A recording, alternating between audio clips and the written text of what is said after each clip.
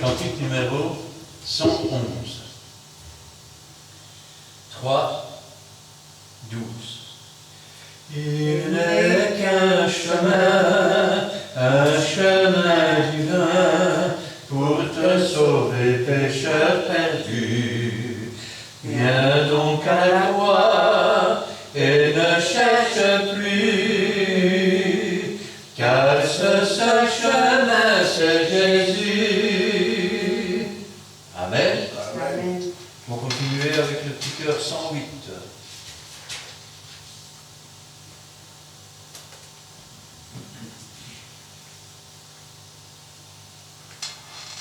Trois, 12. Il est un fleuve coulant du cœur de Dieu. C'est le grand fleuve d'un amour merveilleux. Je vais y boire, cet amour me remplit, et sa victoire m'anime de l'esprit. Amen. Amen. Et enfin le petit cœur 125.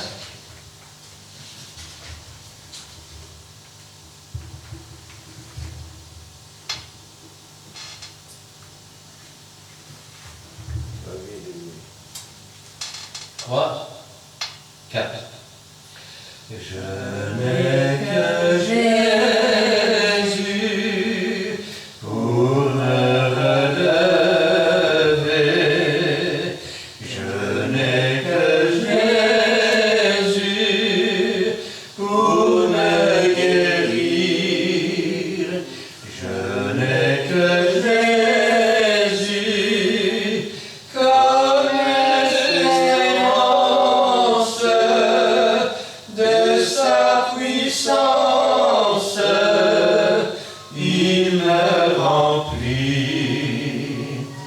Je n'ai que Jésus, je n'ai que lui pour me diriger, pour me garder, et en mes luttes, il me soutient. Je n'ai que Jésus, je n'ai que lui. Je n'ai que Jésus pour me relever. Je n'ai que Jésus pour me guérir. Je n'ai que Jésus comme espérance de sa puissance.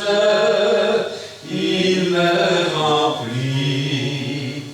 Je n'ai que Jésus, je n'ai que lui pour me diriger, pour me garder, et en mes luttes,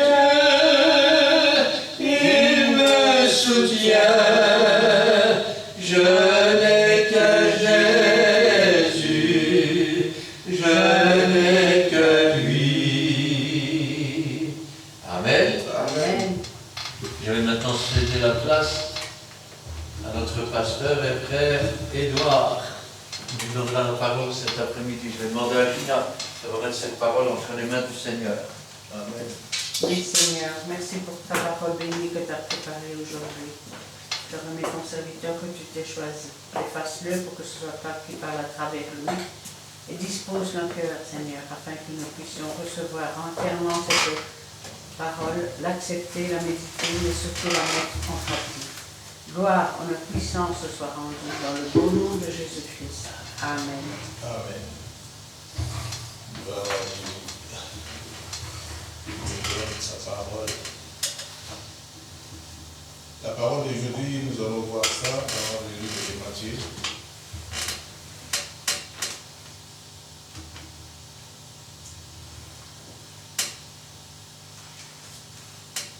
Matthieu chapitre 26.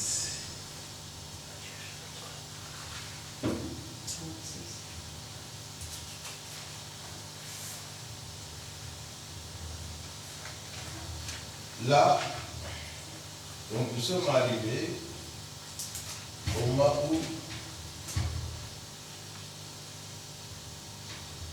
Jésus fait des reproches. Est-ce que... Et nous allons voir des critiques, qu'est-ce qu'il nous dit? Il dit voilà. Là-dessus, Jésus alla avec eux dans le lieu appelé Gethsemane. Et il dit aux disciples, asseyez-vous ici pendant que je m'éloigne pour prier.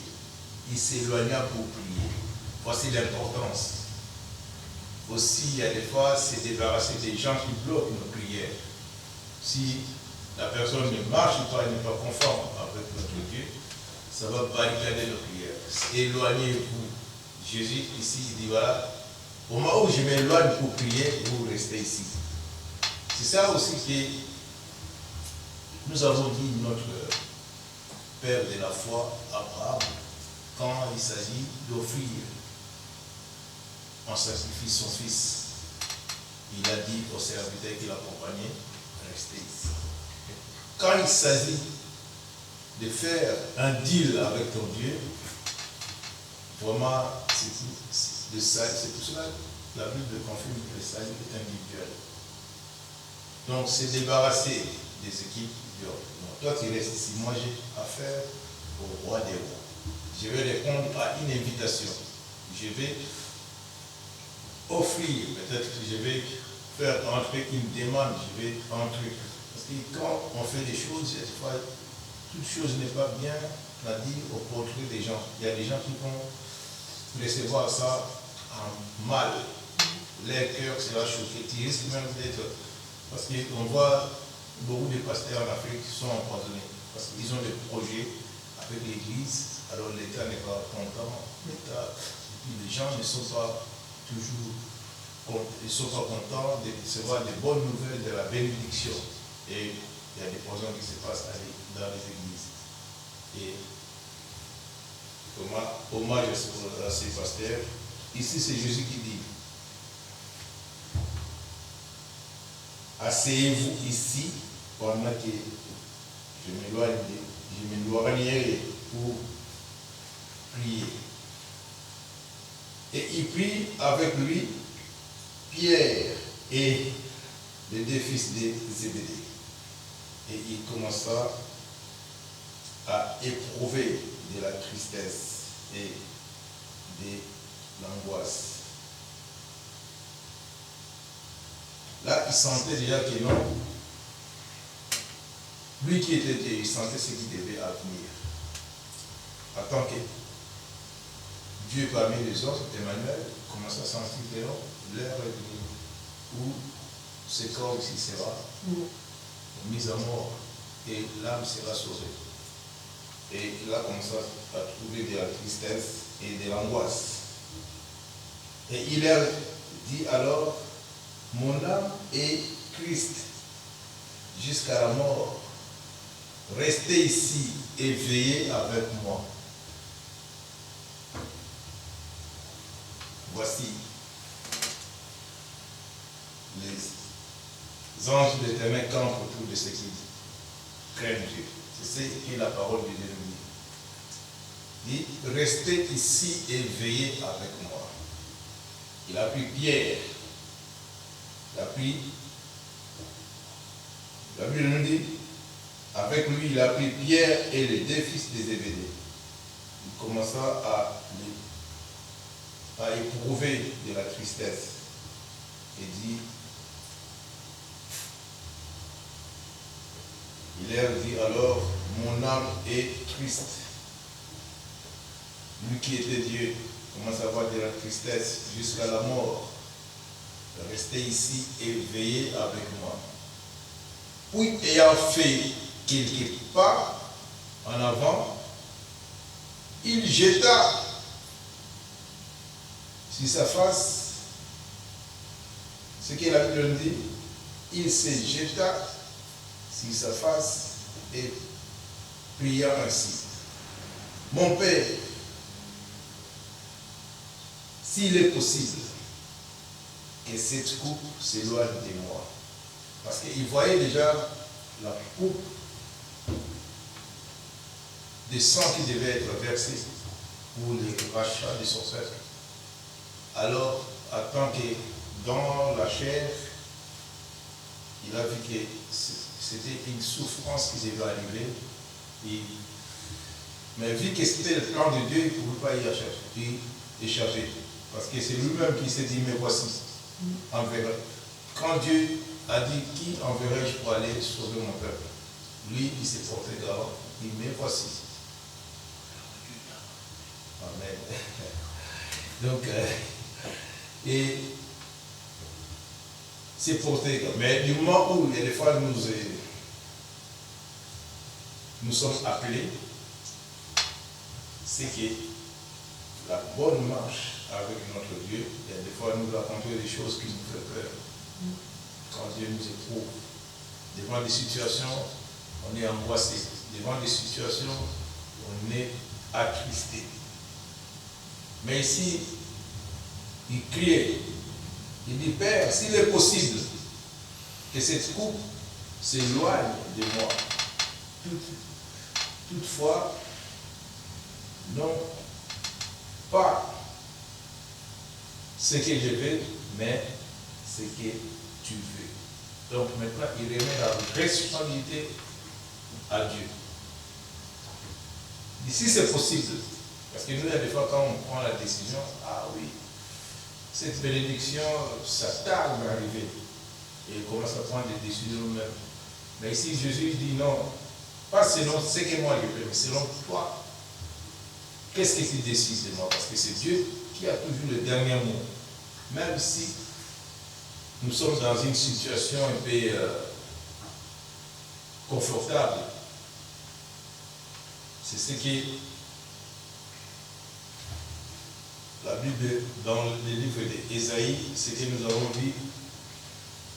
Ésaïe, qu'est-ce qu'il nous dit? 66. Nous avons vu ça. Nous voulons que ces livres puissent intervenir dans notre prédication d'aujourd'hui. Ésaïe 66, le verset 1. Il nous dit, ainsi parle l'Éternel, le ciel est mon trône et la terre est mon marchepied. Quelle maison pourriez-vous me bâtir et quel lieu me donneriez-vous pour demeurer? Quel lieu me donnerez-vous pour demeurer? Alors, il y a des fois où on se sent confortable quand on atteint un certain niveau. On dit, ah oui, je suis bien ici. Mais or, Dieu veut que nous rehaussons encore le niveau de notre connaissance. C'est pour ça, étant donné que à chaque jour, ce qui s'appelle, Dieu nous révèle toujours dans sa parole, de lire la parole de Dieu, parce qu'il y a encore beaucoup de choses qui sont à révéler. Mais des fois, nous avons des connaissances, nous nous limitons là, ah oui, je suis bien assis, confortable, un lieu confortable. Et puis, revenons dans notre livre, ça c'était que ici, il donne à notre Dieu le moyen de juger, de trancher, mais ce que tu veux. Et il vint vers ses disciples. Il trouva endormi et dit à Pierre, Parce qu'il dit, mais je vous ai laissé ici veiller. Mais lui, il trouve que c'est lui qui l'a dit de veiller. C'est pour ça. Non. L'homme n'est que l'homme. Il dit, mais on t'a mis là, veiller. Moi, je vais veiller pour aussi prier de l'autre côté. Mais comment veux-tu? Parce qu'il a pris, la Bible nous dit, il a pris avec lui Pierre et les deux fils des Zébédée. Il commença à aller à éprouver de la tristesse et des angoisses. Mais ici, quand il a fait un pas, il vint vers les disciples qu'il trouva endormis.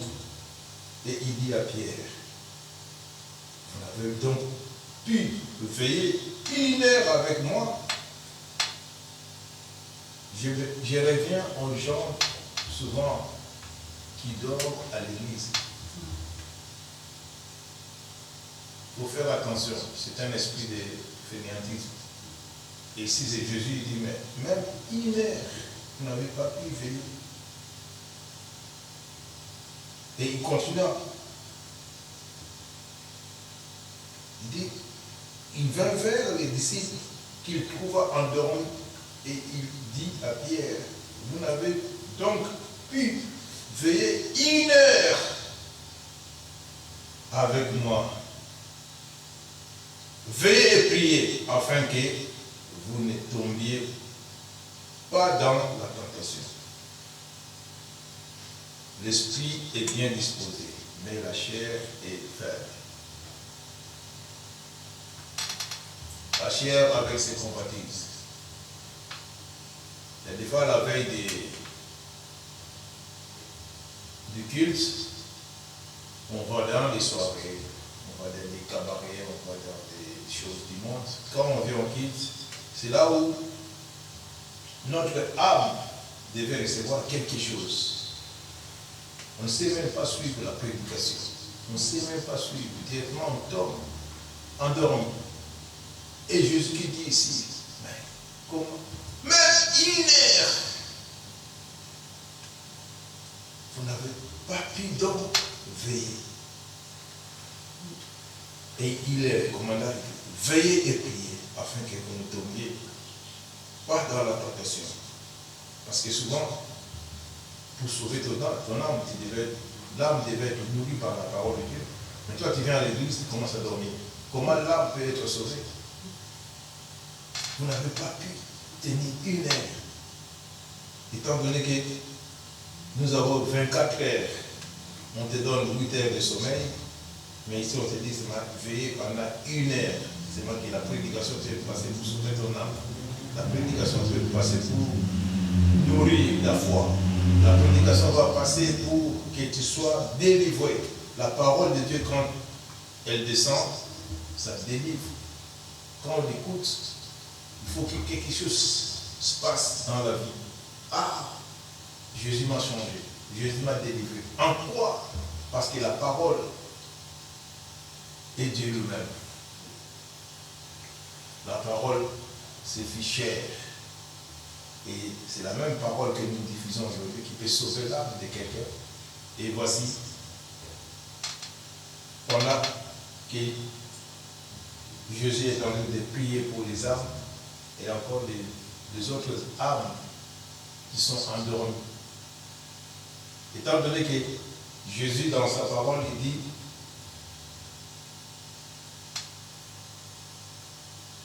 donc, asseyez-vous ici pendant que je m'éloigne pour prier. Prier pour réconforter les âmes qui sont faibles. Et pendant que Jésus s'éloigne pour aller prier, et ces âmes-là qui sont faibles sont encore englouties dans leur pensée de la chair. C'est pour cela qu'il dit non. L'esprit est bien disposé, mais la chair est faible. C'est à nous maintenant de vaincre. C'est là parce que, après il dit, au 42, le même chapitre de Matthieu, il dit, il s'éloignant d'une seconde, foi et priant ainsi. Mon Père, s'il n'est pas possible que cette coupe s'éloigne sans que je la boive et que ta volonté soit faite. Il sentait bien que non, l'heure est venue pour racheter son frère. Il sentait déjà ce qu'il devait. Et il revint et il trouva encore endormi car leurs yeux étaient apaisantis. Ils ont fait l'effort pour une seconde fois. Là, il voulait le mettre en épreuve. Il dit voilà, mais comment vous voulez-vous? Vous ne supportez même pas. Mais ici, je nous exhorte de passer à l'effort un bon moment d'intimité avec Dieu dans la prière, l'accompagner dans la prière, même pour 1 heure dans la famille, surtout le matin, on se lève, on dit voilà, madame, monsieur, on va s'agenouiller pour dire merci à Dieu pour cette journée qui soit vraiment agréable devant nous. Et je vais passer un bon moment d'intimité avec toi. Et le Seigneur va aplanir ton chemin. Parce que souvent, on voit de la superstition. Nous, dans la Bible, il n'y a pas de la superstition. Tout est clair. C'est Dieu qui a eu. Personne d'autre. Parce que si nous mettons en doute Dieu, alors l'autre, nous mettons Dieu à l'écart. Veillez. C'est ce qui nous a été commandé, veillez et priez, afin que vous tombiez dans la tentation. Nous, il y a des fois, dans les moments où nous pouvons veiller, et nous ne le faisons pas. Ici, il vint et il les trouva encore endormis. Oh là là, le sommeil. Ça nous empêche de faire grandir notre âme. Le sommeil, ça nous empêche d'aller au travail. Surtout quand on aime bien rester dans le lit, si son lit, dans la couverture. Pour s'élever, des fois, on prolonge même. Le réveil sonne. Ah non, je vais encore endormir 5 minutes, c'est 5 minutes. Tu fais attendre le réveil. Or, nous devons prendre courage pour dominer cette chair. La bienveillance à l'église. Nous sommes toujours en retard. Comment voulez-vous, quand bien même on te promet des bénédictions, on est toujours en retard, mais nous voulons être bénis les premiers.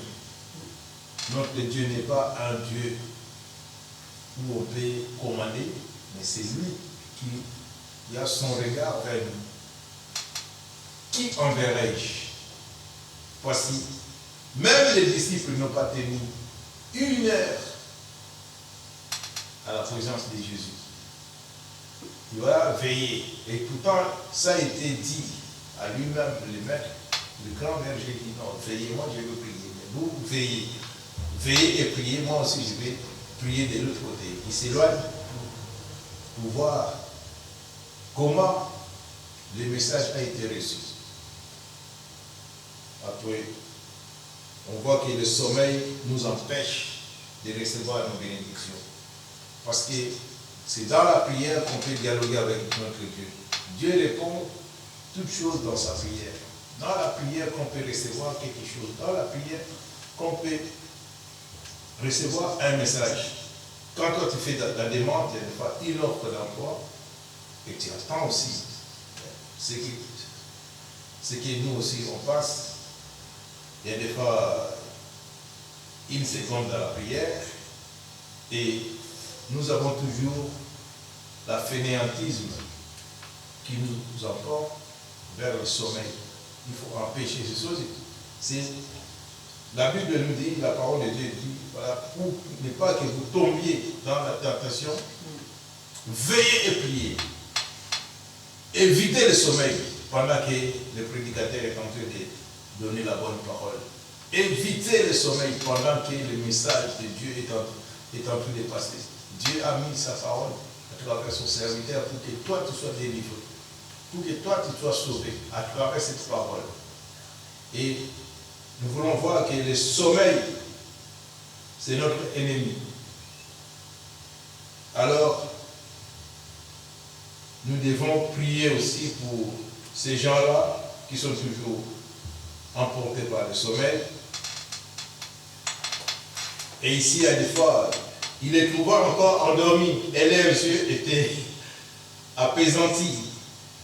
On fait semblant, on force, mais quand bien même le sommeil vient, c'est un petit conseil, tu peux te mettre dans un moment, parce que nous sommes toujours, nos idées, ça va vers le confort. Quand on te donne une chaise bien confortable, moi je sais, il y a des églises où il y a des bancs, les chaises n'ont même pas des coussins. Mais tu trouverais encore ces gens-là.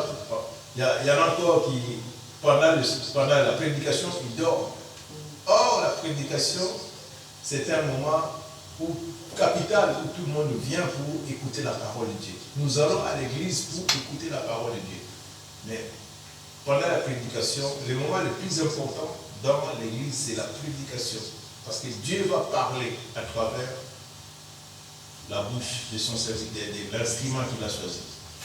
Et Tira, ces moments-là, nous, c'était la même. Je me réponds parce qu'on faisait la même chose quand on jouait dans nos églises. Quand on jouait, les gens dansaient. Quand la parole commençait, nous, on sortait pour aller s'aérer. Je me réponds, donc je connaissais. Je n'étais pas vraiment imprégné dans la parole, mais je vois vraiment que non, c'est très délicat de rater une prédication dans une assemblée. Parce que quand nous venons, c'est pour écouter l'homme de Dieu, c'est pour écouter les messages. Ne dormez plus, mes bien-aimés. C'est un bon message parce qu'ici même, nous partageons ces bonnes nouvelles à travers nos fidèles parce que Jésus-Christ le dit, vous n'avez même pas pu tenir debout pendant 1 heure. Et combien de temps que nous prenons pour rentrer à l'intimité avec notre Dieu, pour que nos prières soient exaucées? Combien de temps que nous passons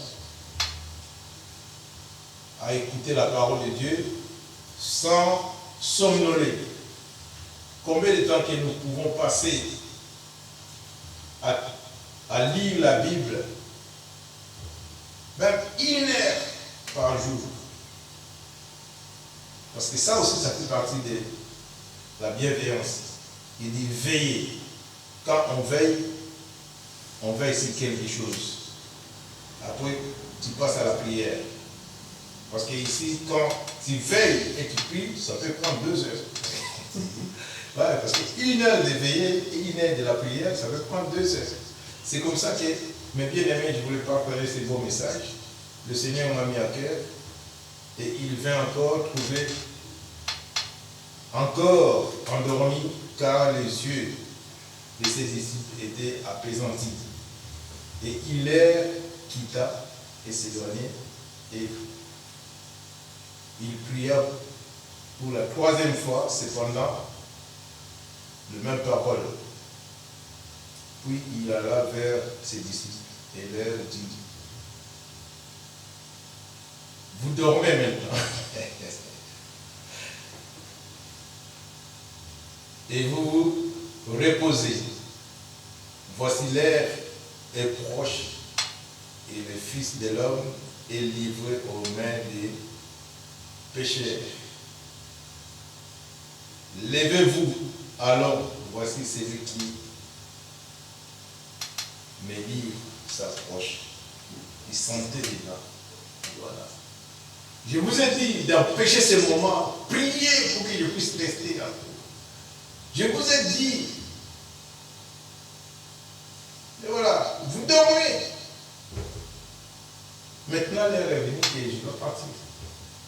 Parce que l'heure est proche. Si vous avez veillé au moins 1 heure, cette heure-là, c'est un peu éloigné. Alors, si toi, Tu as écouté au moins la parole de Dieu pendant une heure. Peut-être le malheur qui devait arriver, ça allait être anéanti, parce qu'en écoutant la parole, tu allais être sauvé par cette parole. Mais vous dormez maintenant. Ici, ça m'a attristé parce que c'est Jésus qui dit, j'ai mis ma confiance à vous. Vous dormez maintenant et vous vous reposez. Quand bien même on est confortable dans un... Surtout, je voulais me reprocher aussi aux gens qui travaillent. Dans des fois, tu as une poste. Tu dis, ah, ici, il n'y a rien qui nous arrive. On a vu les gens du Caterpillar qui ont fait 20 ans, 25 ans. Quand Caterpillar a fait faillite, comment tout est sûr. Tout était tombé. Et moi, j'exhorte, je nous exhorte, quand tu travailles, il faut aussi, il y a des fois, avoir un second plan. C'est-à-dire, si tu as le temps de faire le cours du soir, pour améliorer ta situation, fais-les. Le lendemain ne nous appartient pas. Là où tu te trouves confortable, mais Dieu veut que nous soyons au-delà de ce que nous voulons confortable.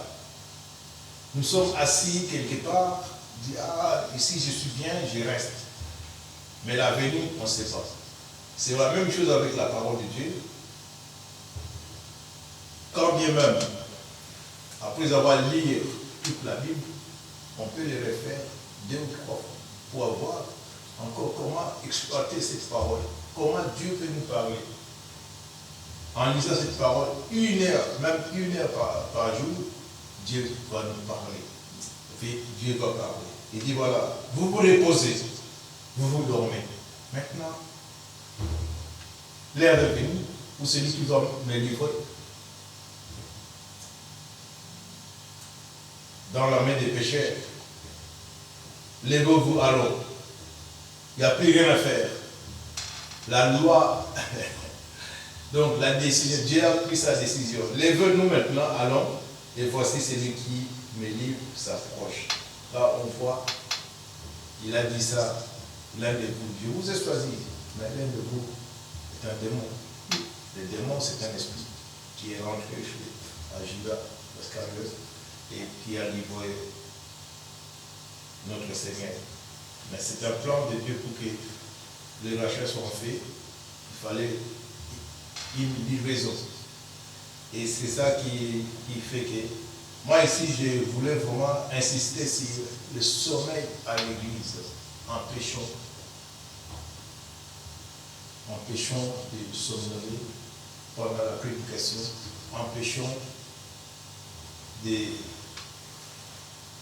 d'être distrait pendant où Dieu est en train de parler à travers l'instrument qu'il a choisi.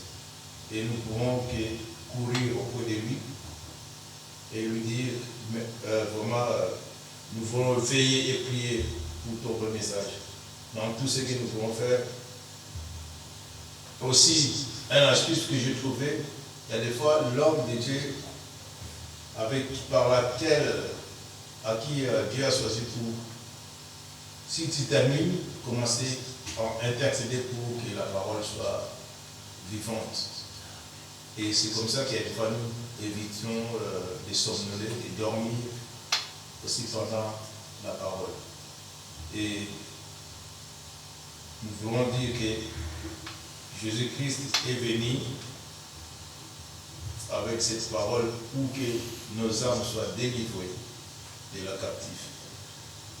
Là où la chair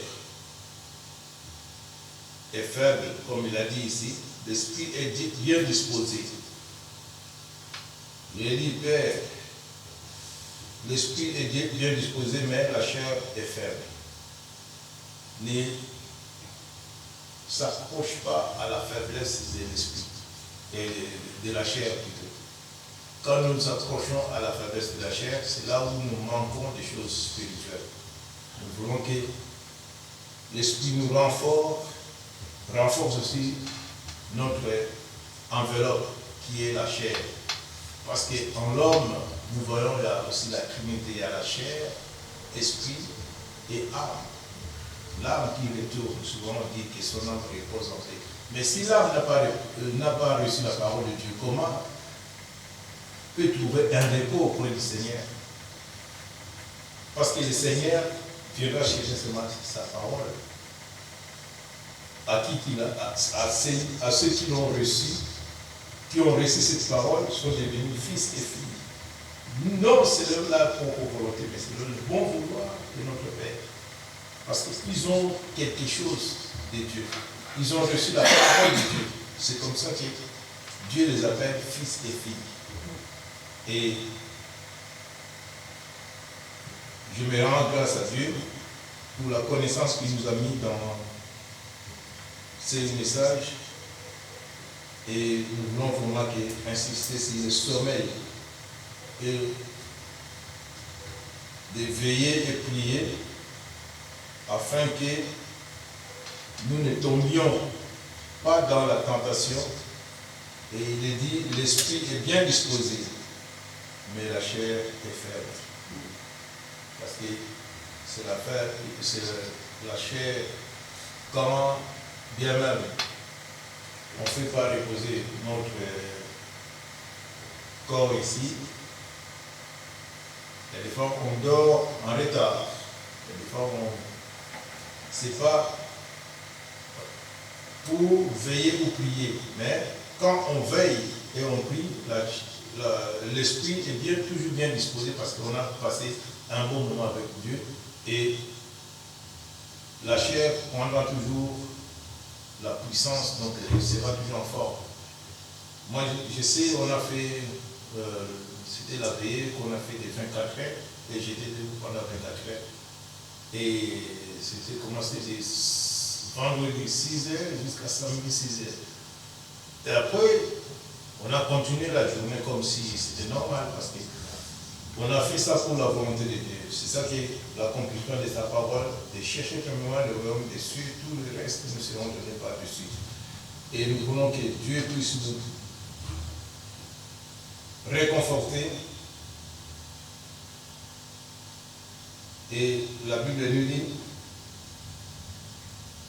Jésus-Christ, il a prié pour la 3e fois, répétant la même chose. Et puis, chaque fois qu'il passe à la prière, le fainéant dormait.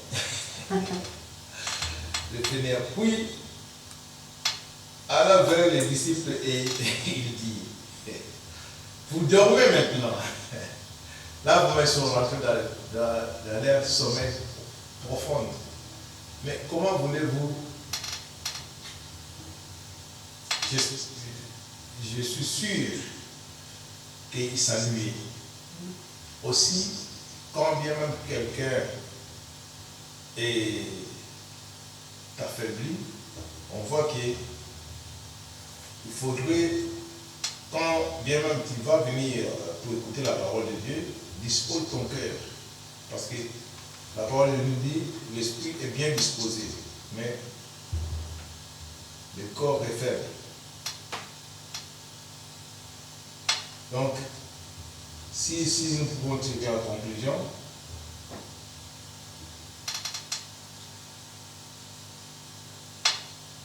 on voulait voir que la volonté de Dieu est parce que le rachat devait se faire pour sauver tous les pécheurs. Il a été couronné, une couronne d'épines pour nous racheter, fouetter, accepter toutes sortes de souffrances, toutes sortes d'injures pour nous racheter. C'est lui qui est le vrai berger, cloué et fouetté, même personne ne peut s'y porter pour faire ce que notre Dieu a fait. Il nous a rachetés par son propre sang, mais nous ne pouvons que veiller et prier pour ne plus tomber dans la tentation.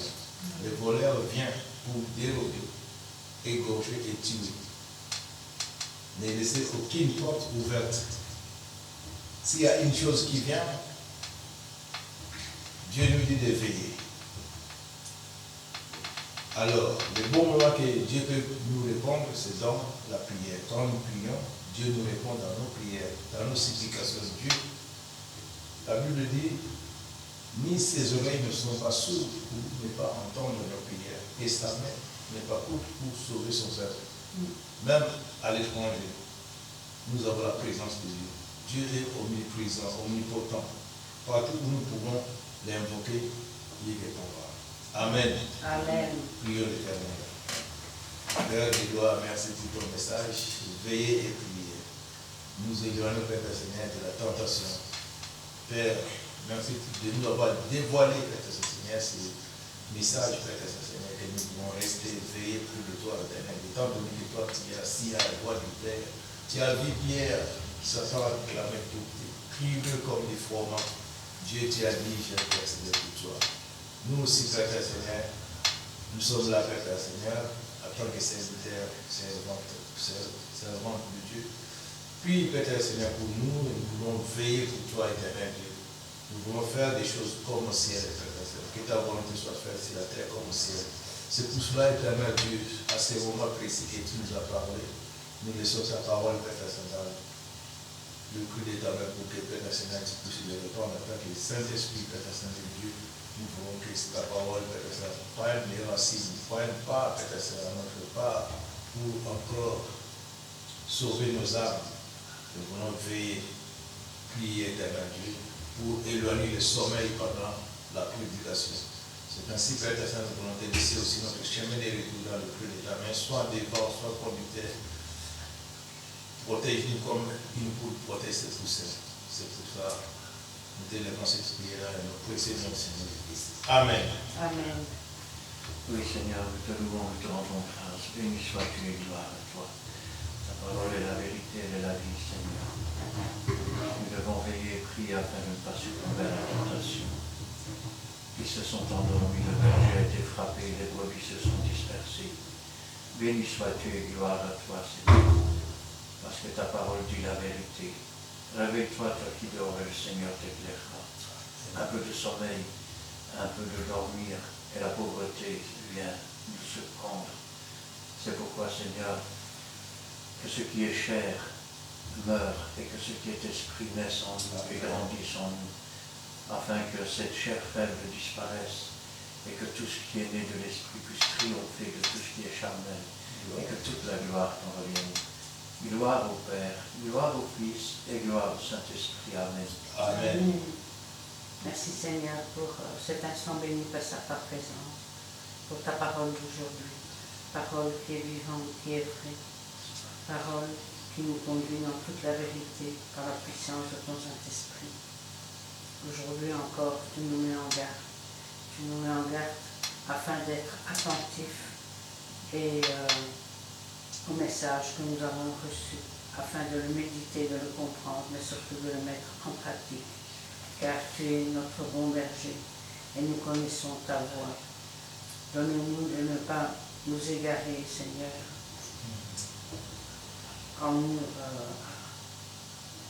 afin de, si nous dormons, Seigneur, mais réveille-nous, Seigneur, afin de rester éveillés et prier, afin de ne pas tomber dans la tentation, Seigneur.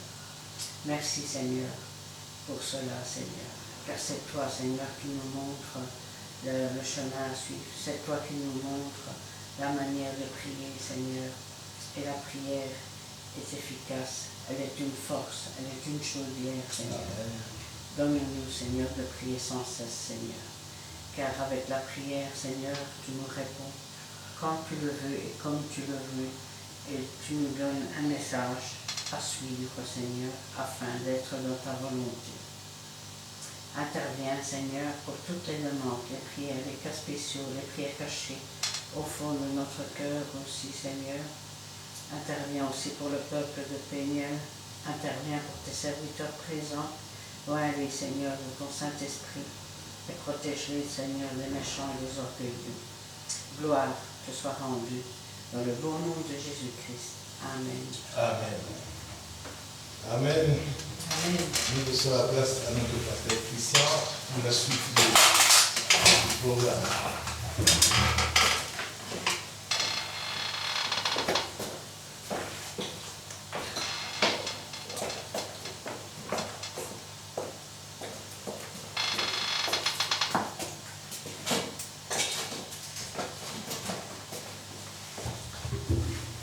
Amen. Amen. Eh bien, nous terminerons avec le cantique numéro 478.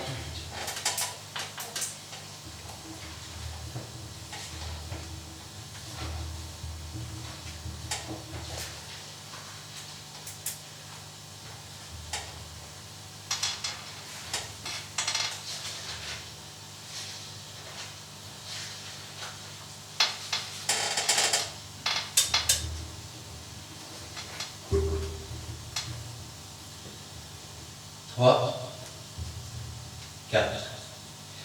Pour cet immense bonheur, Alléluia, que tu as mis dans mon cœur, Alléluia, je veux te louer, Seigneur. Alléluia, oui, Jésus est mon sauveur. Alléluia, je le redirai encore.